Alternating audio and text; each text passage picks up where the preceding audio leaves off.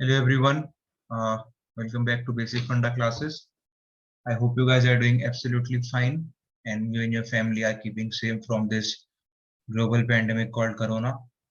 It's really a state of tension for all of us. So let's just hope that this pandemic ends as soon as possible so that we can go to our basic lives back with happy faces. So yesterday we discussed about the UPSC structure and importance of international relations. So today we'll be continuing with the same. As we discussed yesterday, IR can be divided into 5 content, which is fundamental of IR, India's foreign policy, India and its neighborhood, international institution agency, and then miscellaneous topics. So today we'll be discussing about fundamentals of international relations. और उसके अंदर जो first topic हम cover करेंगे वो है national interest. आप एक बात हमेशा IR में याद रखिएगा, unlike our real life, in as our nation's perspective, friends are never permanent. आपके फ्रेंड्स बदलते रहेंगे. जिस नेशन के साथ आपकी अच्छी टाइप्स हैं वो आपके अच्छे फ्रेंड्स बनेंगे. And if you have irritants with a few nations just like China and Pakistan as of now, तो we cannot call them as good friends. So in international relation, friends are never permanent. What permanent is? National interest. देश की भलाई हमेशा permanent रहती है. Every policy, जो भी हम पॉलिसी बनाते हैं, जो भी हम टाइप्स करते हैं, जिन देश के साथ भी हम बात करते हैं, we do that as per keeping the focus on national interest. Now if we talk about national interest, there are two type of national interest: primary and then secondary. If we talk about primary interest, this means maintenance of political, physical and cultural values of a nation. कि आप जो भी policy बना रहे हैं उसका जो interest है, that should lie in political, physical and cultural values of a nation. And if we talk about secondary, secondary national interest is of Indians residing out of India. Bharat से बाहर रहने वाले भारतीय, कोई भी हम पॉलिसी बनाएंगे तो हमें इनका भी ध्यान रखना पड़ेगा कि हमारी पॉलिसी से इनको कोई दिक्कत ना हो या इनका इंटरेस्ट हैम्पर ना हो. सो this is just a basic crux of national interest. इसके बारे में इतना ही जाना जरूरी है क्योंकि आज की वीडियो में हम उन चीज के बारे में बात करेंगे, few terms and ideas and words जो कि आपको आगे चलने से पहले दिमाग में क्लियर होने बहुत जरूरी है. इसके बाद जब हम आगे चलते हैं तो अगला टॉपिक आता है एलिमेंट्स ऑफ स्टेट. मैंने आपको कल बताया था कि IR में स्टेट का मतलब होता है कंट्री. अब कंट्री के क्या क्या पार्ट होते हैं? तो 4 पार्ट होते हैं. फर्स्ट वन इज गवर्नमेंट, हमारी सरकार. सेकंड इज पॉपुलेशन, हमारी जनसंख्या. थर्ड इज टेरिटरी, हमारी बॉडी कहाँ तक है, हमारी बाउंड्रीज कहाँ तक है. Last is sovereignty. सॉवरेनिटी का मतलब होता है पावर ऑफ स्टेट, एक देश के पास कितनी पावर है. अब सॉवरेनिटी के बारे में बात करेंगे तो सॉवरेनिटी 2 तरह की होती है. First one is internal, the second one is external. Internal का मतलब मैंने अभी आपको जस्ट ऊपर बताया कि स्टेट के पास जो पावर है, स्टेट्स पावर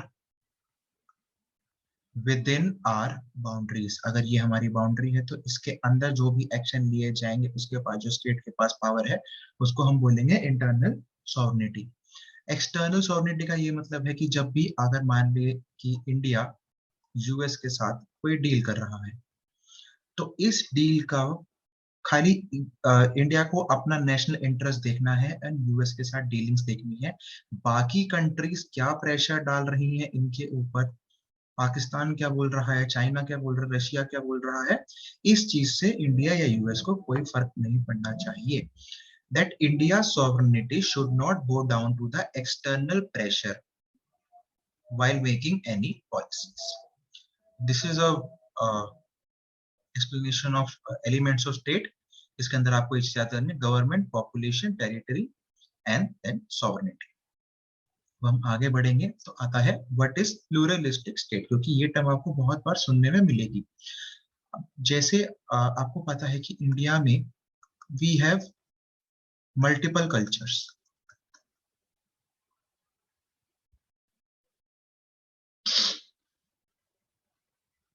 सबसे famous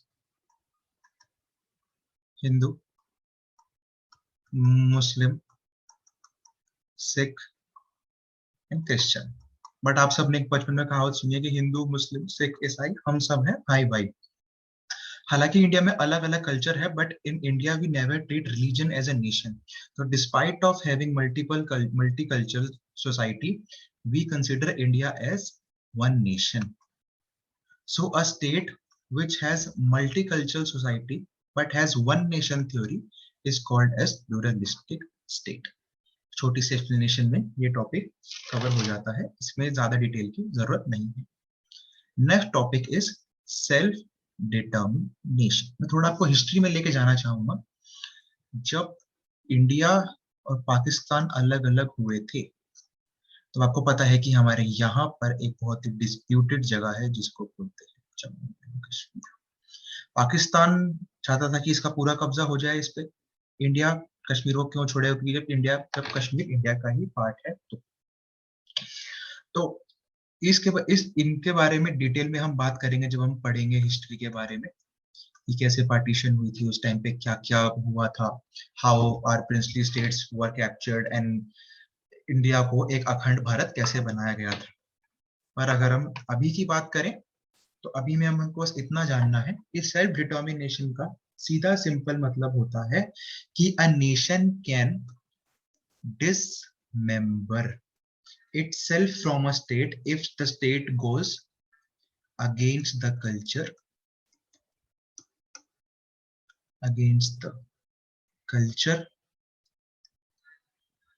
tradition, language, religion to secure their moral values.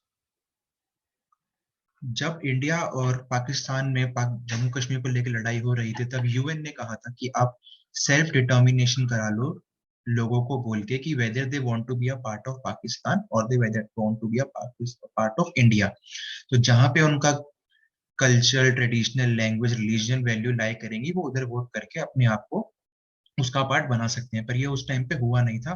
क्यों नहीं हुआ था उसकी बात हम करेंगे जब हम हिस्ट्री पढ़ेंगे. अभी के लिए बस हमको एक ये टर्म जानने की जरूरत है कि सेल्फ डिटर्मिनेशन का मतलब होता क्या है. सेल्फ डिटर्मिनेशन का सीधा सिंपल मतलब ये है कि मैं चुन सकता हूं कि मुझे किसके साथ रहना है, whether I want to be part of A country or whether I want to be a part of B country. So I have this right of self determination. इसी में आगे बढ़ेंगे तो एक टर्म आती है प्लेबिसाइट. प्लेबिसाइट का अगर हम एक लेमन टर्म में प्लेबिसाइट को जानना चाहें तो if there is a question of political importance,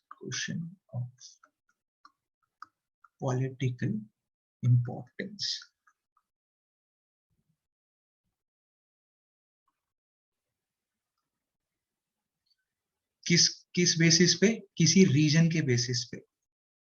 अगर किसी रीजन को लेके एक पॉलिटिकल इंपॉर्टेंस है तो हम वहां पर प्लेबिसाइट करा सकते हैं, which is same voting by population.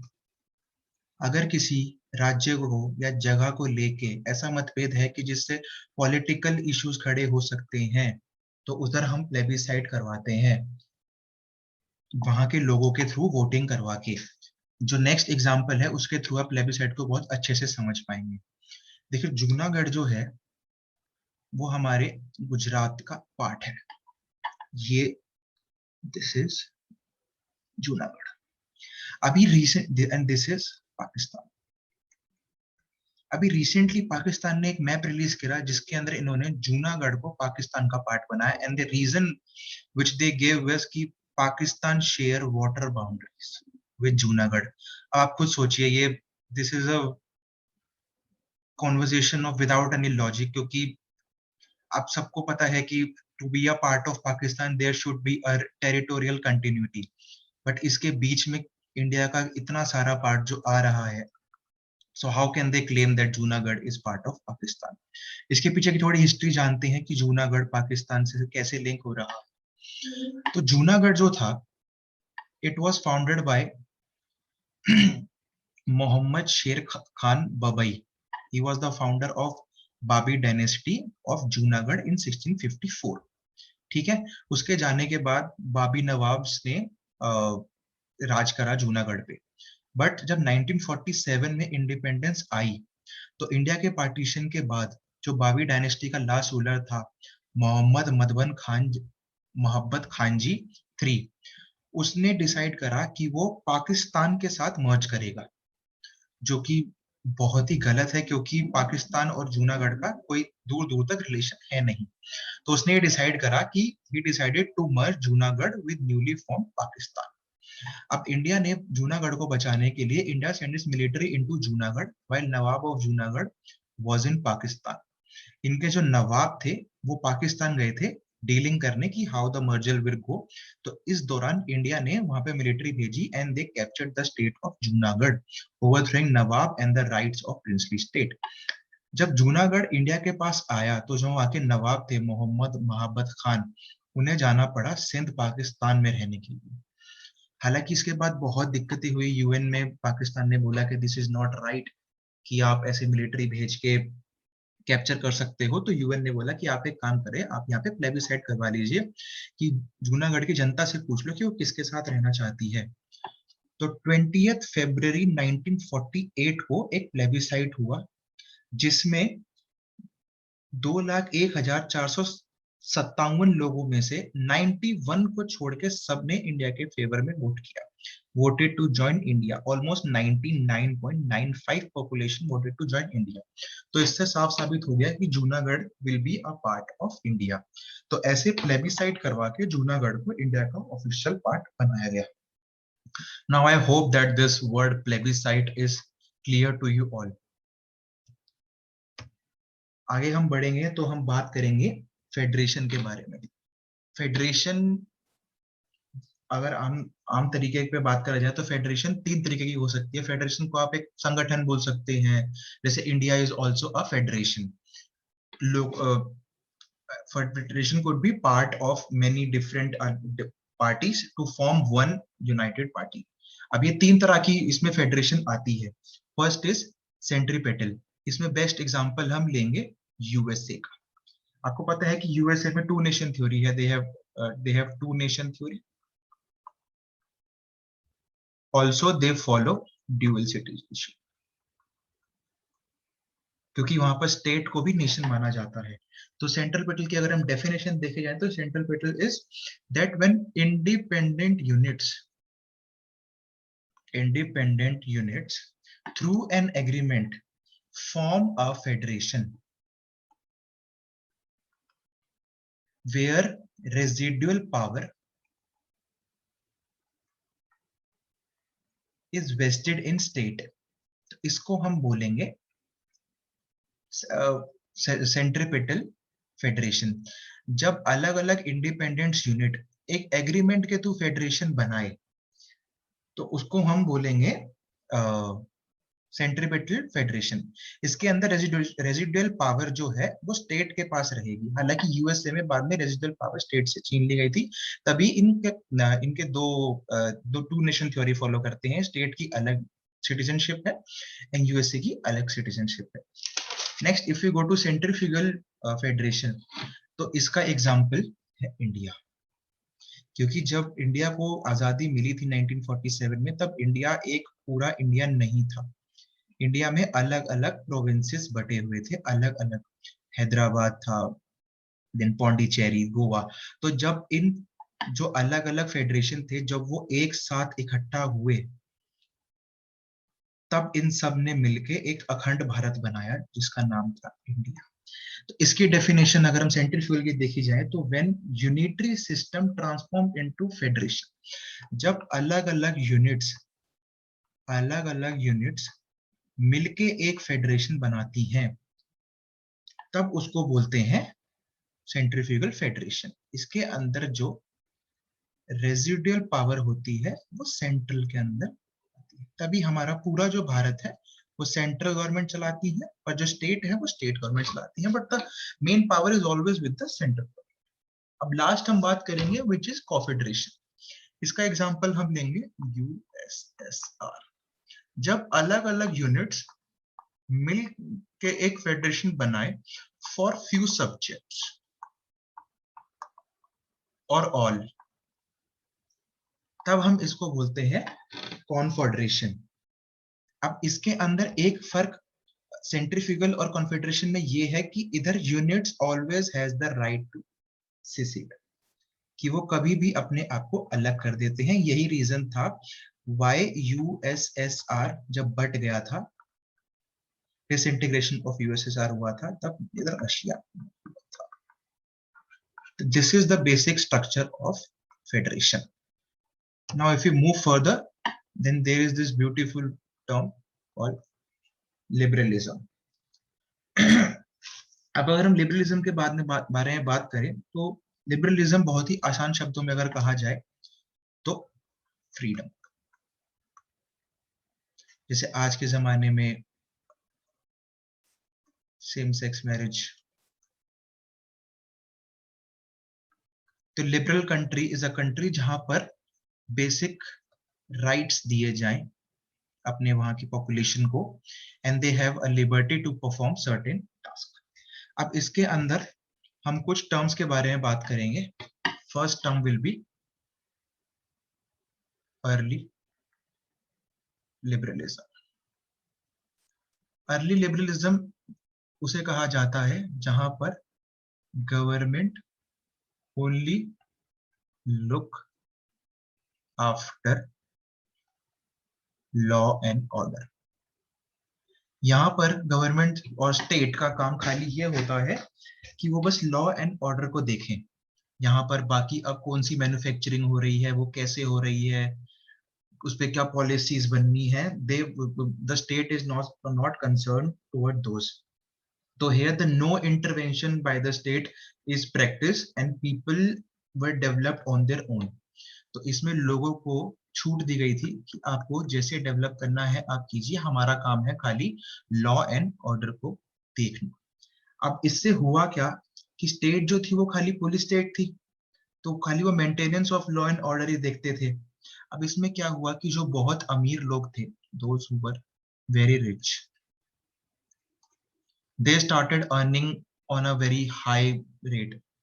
तो जब उनका प्रॉफिट बढ़ता रहा तो और जो इंडिविजुअल के जो बेनिफिट्स थे या उनके जो राइट्स थे वो उनको देखे ही नहीं गए, और जो भी पूरे देश की जो वेल्थ थी वो कुछ ही हाथों में आ गई। तो उस ऐसी स्टेट को बोला जाता है capitalism. When the state is run by few wealthy people and individual benefit and benefit of each and every population is not taken into consideration, that state is called as capitalism. जब कुछ ही लोग देश चलाएं अपने profit के लिए तो उसको बोलते हैं capitalism. Now we will talk about positive liberalism. Positive liberalism, positive liberalism वो होता है जहां पर state policing plus welfare services भी करती है। जैसे कि हमारा इंडिया में गवर्नमेंट लॉ एंड ऑर्डर भी देखती है, but they also look after for the welfare society by making various schemes, acts and various programmes, जिससे कि सबका भला हो, सबका साथ सबका विकास, if we can quote the statement of our PM Modi in it. So where policing and welfare, both the duties are performed by a state, that is called positive liberalism. Liberalism के अंदर इतना ही है। हम आगे बढ़ेंगे तो हम बात करेंगे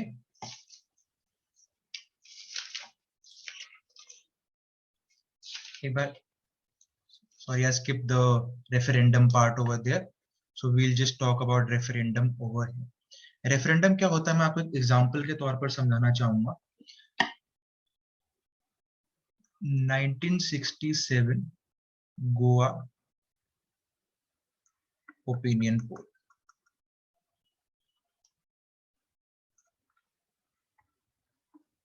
Goa was and is a part of India, India का ही पार्ट था ये। पर ये जो पोल हुआ था ये डिसाइड करने के लिए हुआ था कि whether Goa should continue to be a union territory or the state should merge it with Maharashtra. Merge it with Maharashtra. तो या तो यूनियन टेरिटरी या फिर महाराष्ट्र के साथ मर्ज कर लो। तो इसको डिसाइड करने के लिए वोटिंग हुई थी गोवा की पॉपुलेशन को बताकर।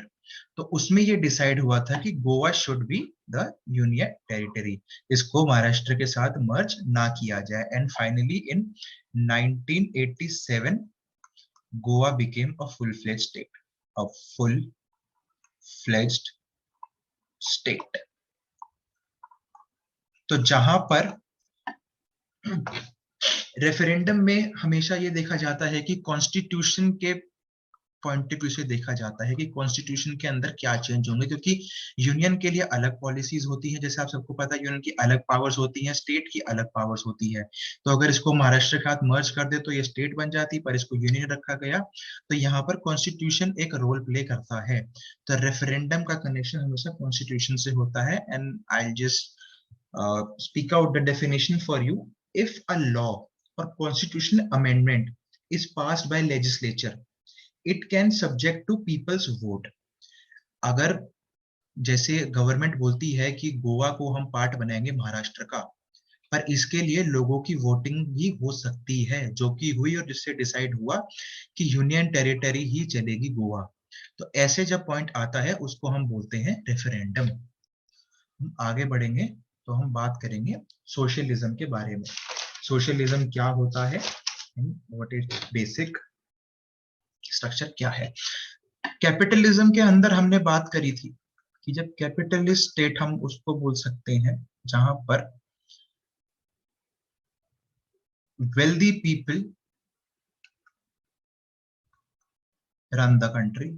मैन्युफैक्चरिंग लगा लो, इंडस्ट्री लगा लो, या आप transportation and all the economic जो एक्टिविटीज होती हैं, they are run by the wealthy people. Socialism का कंसेप्ट जो होता है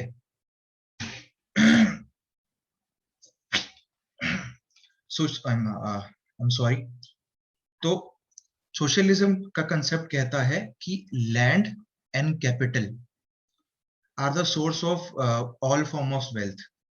लैंड एंड कैपिटल से ही आप पैसा कमा सकते हो। इधर you invest money in some business, या आपके पास लैंड है तो आप उसको कर सकते हो। सोशलिज्म कहता है कि social ownership of land and capital should be practice, कि मतलब जो भी लैंड और कैपिटल है द स्टेट शुड रन और govern, the state should run. तो इससे क्या हो, स्टेट रन करके जो भी इकोनॉमिक एक्टिविटीज हैं, मैन्युफैक्चरिंग, प्रोडक्शन, इंडस्ट्रीज, वो सब स्टेट चलाएं एंड उससे जो प्रॉफिट हो that should be equally distributed among the population. कि स्टेट ही सारी एक्टिविटीज करे, manufacturing, production, transport, selling, and जो भी आखिरी में प्रॉफिट निकल के आए वो पॉपुलेशन के अंदर बराबर हिस्सों में बांट दिया जाए। बट इसका एक क्रिटिसिज्म बहुत मेजर है कि जब ऐसा होता है तो प्रॉफिट जो होता है वो बढ़ जाता है अकॉर्डिंग टू नीड्स, जबकि वो बढ़ना चाहिए अकॉर्डिंग टू कैपेसिटी। जो इंसान जितना ज्यादा काम करेगा उसे उतना ज्यादा फल मिलेगा। दिस इज बेसिक फंडा ऑफ अ लाइफ, कि जो ज्यादा मेहनती है वो हमेशा ज्यादा अच्छी स्टेट में रहता है, एंड जो बिल्कुल मेहनत नहीं करता he has to suffer in life. But socialism कहता है कि कोई मेहनत करे या ना करे, कोई if a person is earning 2 hours a day and if a person is earning 16 hours a day, तो आप दोनों को बराबर ही प्रॉफिट बांटो। So this is the major criticism about socialism. तो as per my understanding, yeah, if you take my views, the profit should be distributed always according to capacity. जो जितना बोएगा वो उतना ही खाएगा. That should be the funda of life. अब हम आगे बढ़ेंगे तो इसमें हम सोशलिज्म में एक बात याद रखना, सोशलिज्म दो तरीके के होते हैं. Socialism is of two types. One is evolutionary socialism, जो कि धीरे धीरे आता है. अब आपको मैं एक बात बता दूं, इंडिया जो है, it's neither a capitalist nor a socialist. It's a mixed economy. कुछ part capital wealthy people own करते हैं, प्राइवेट प्लेस ओन करते हैं, कुछ पार्ट गवर्नमेंट ओन करती है, and they both go hand in hand for the development of the nation. Evolutionary socialism होता है which is established in a gradual manner. धीरे धीरे जब कुछ पार्ट सरकार चलाए एंड कुछ पार्ट प्राइवेट प्लेस चलाए, तब उसको बोलते हैं ग्रेजुअल सोशलिज्म. इसको बोल सकते हो आप डेमोक्रेटिक सोशलिज्म. बट जो सेकंड सोशलिज्म है उसको हम बोलते हैं radical socialism.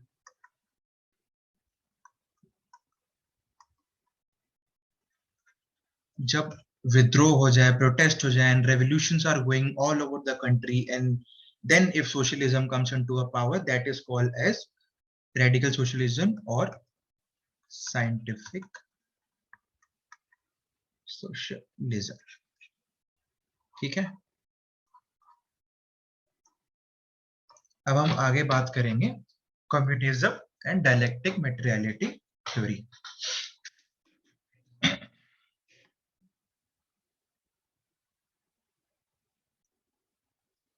Now if we talk about communism and dialectic materiality theory, communism को हम कह सकते हैं, communism is a part of socialism, क्योंकि इसमें government will operate all the modes of production, manufacturing, transportation, economic activities, but इसके अंदर profits are not distributed on the basis of needs.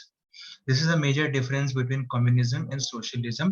Communism में government will run all the economic activities, but profit are distributed according to capacity.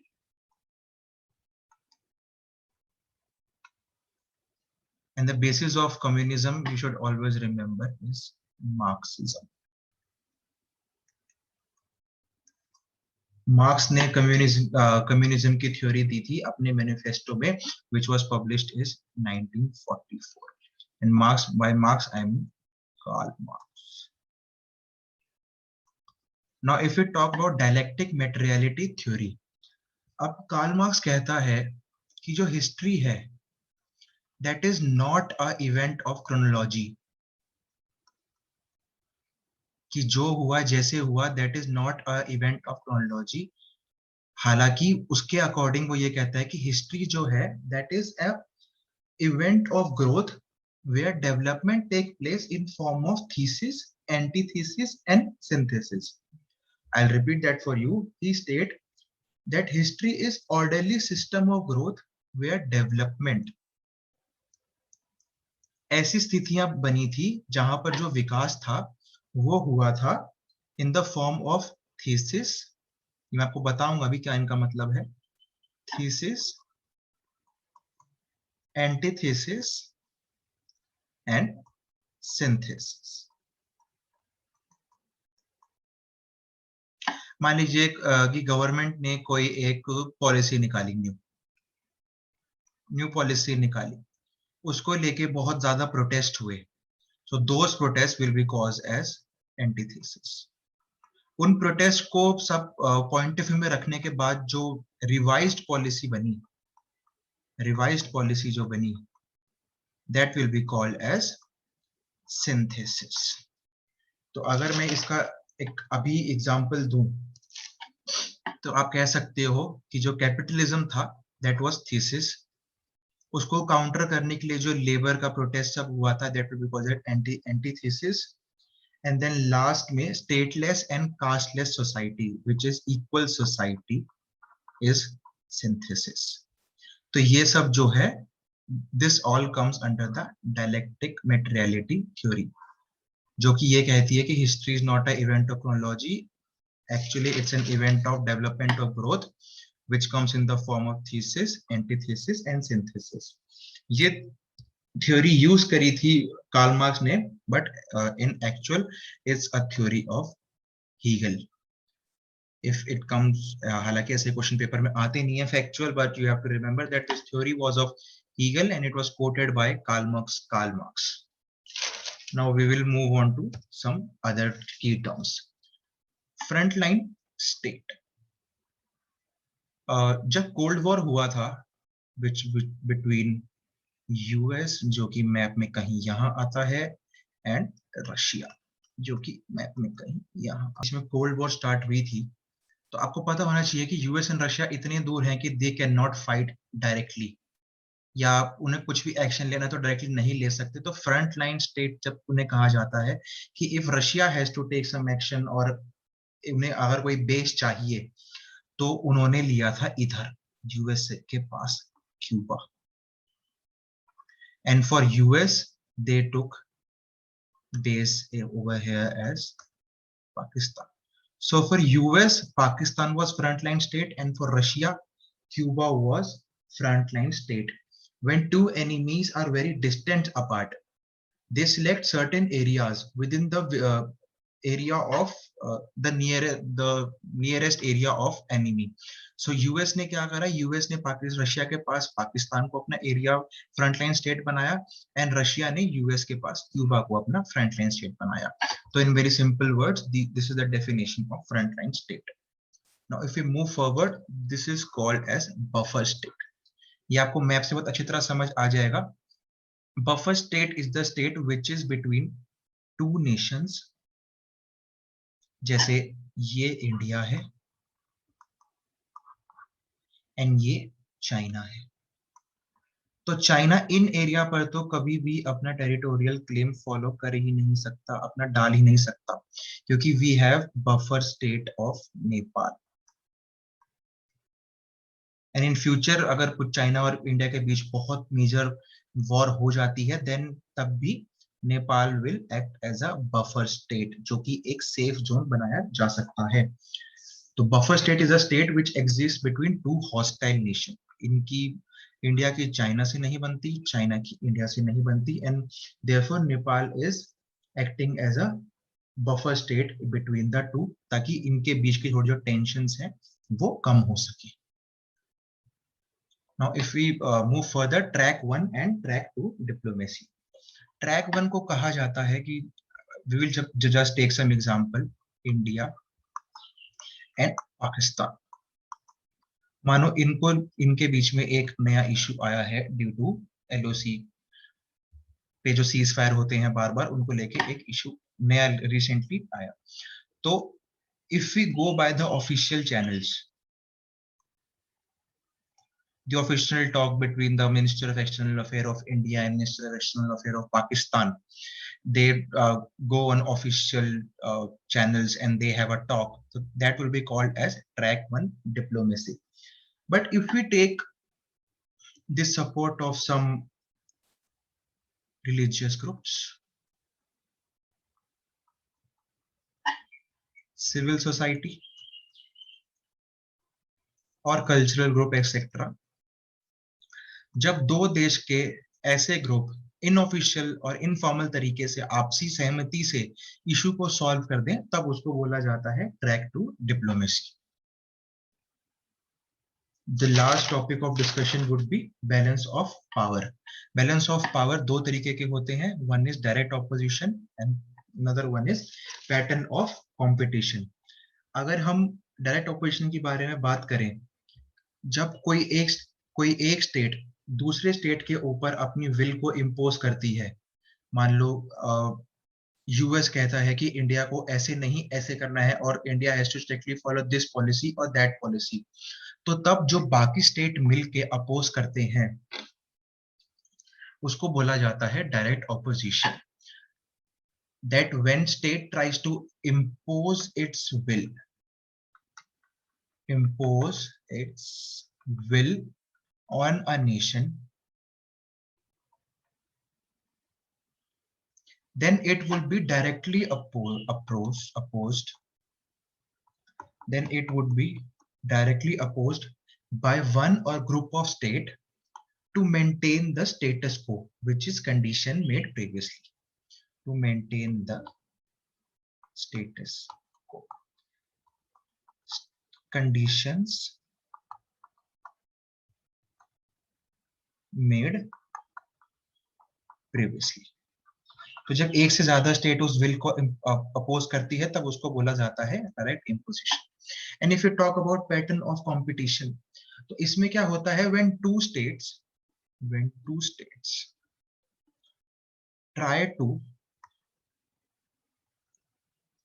establish their control on third nation, on third state, this is called pattern of competition. जब दो states मिलके किसी third state के ऊपर अपनी power को impose करती हैं तब उसको बोलते हैं balance of power. So I'll just give you a very quick recap of what we all learned yesterday. The first one, we were national interest. We had two elements, two type of primary, secondary. This for political, physical, cultural, and this one for people outside India. Then we talk about element of state, pluralistic state, Hindu, Muslim, Sikh, Isai, hum sab bhai bhai, one nation theory. Then right to self-determination, Jammu and Kashmir issue. Then plebiscite, the Junagadh, the famous Junagadh plebiscite. Then the federation, we had three types of federation: centripetal, centrifugal, and then confederation. Then we talked about liberalism, early liberalism, positive liberalism.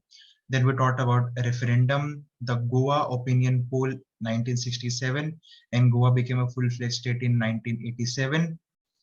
And then we talked about socialism, capitalism.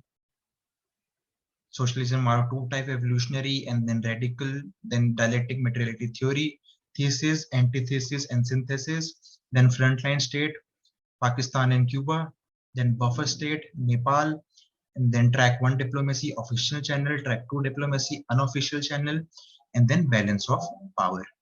So with this said, I will just complete today's module.